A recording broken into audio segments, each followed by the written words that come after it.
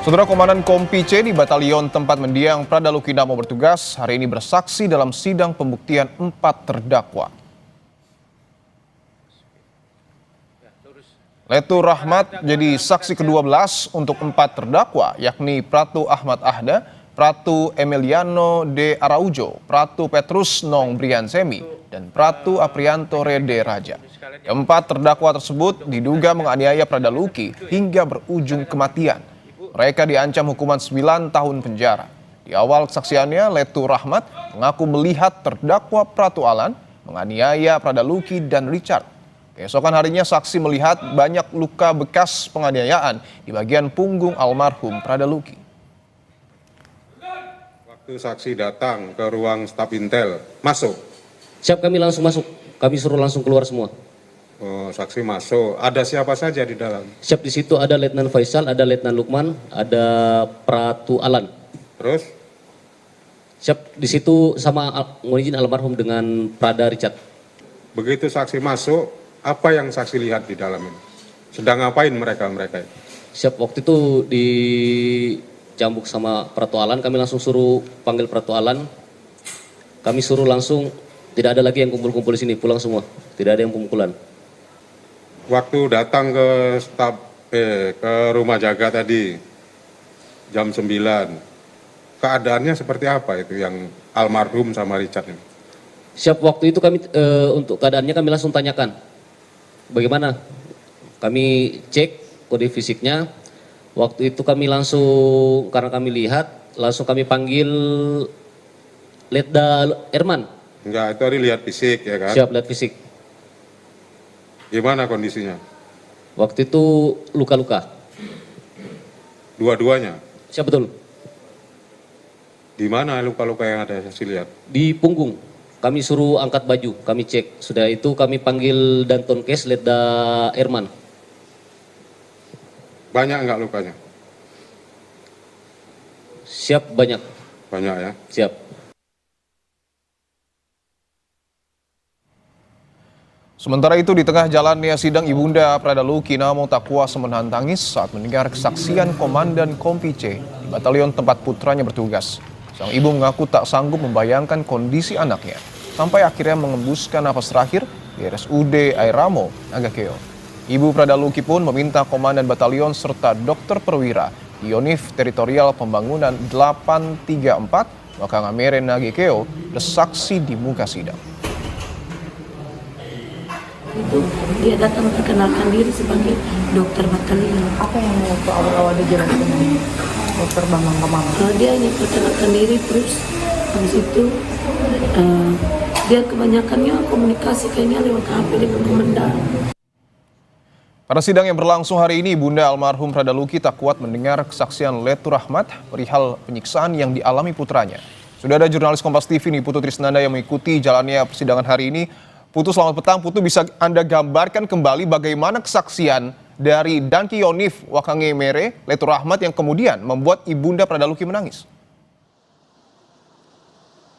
Ya, selamat petang Dipo dan juga saudara. Tentu saja ini berkaitan dengan kondisi dan juga kekerasan yang dialami oleh sang putra, yakni mendiang Pradaluki Namo, di mana tadi dari keterangannya, kalau kita tarik ke belakang begitu ya secara kronologis, pada saat periode penyiksaan itu terjadi di akhir Juli sampai dengan di awal Agustus, sampai akhirnya Pradaluki Namo ini dinyatakan meninggal dunia, ini memang ada beberapa hal yang disaksikan secara langsung begitu oleh saksi, diantaranya sempat mendengar suara rintihan, jeritan, minta ampun begitu ya dari Pradaluki Namo. Kemudian juga melihat ada aksi kekerasan yang dilakukan oleh Pratu Alan kepada mendiang.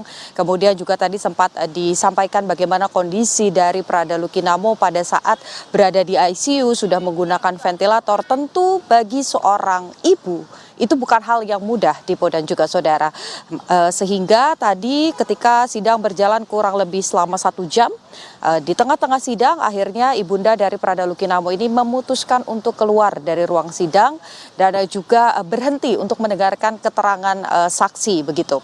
Karena kalau kita lihat ini memang merupakan saksi ke-12 di mana dari total berkas yang dimasukkan begitu ya oleh auditor militer kepada majelis hakim, diserahkan kepada majelis hakim, ini ada 12 keterangan saksi ditambah 2 keterangan tambahan yaitu dari dokter dan dari anggota TNI, kemudian juga dari perwira tempat Luki ini berdinas, kemudian juga dari keterangan dokter.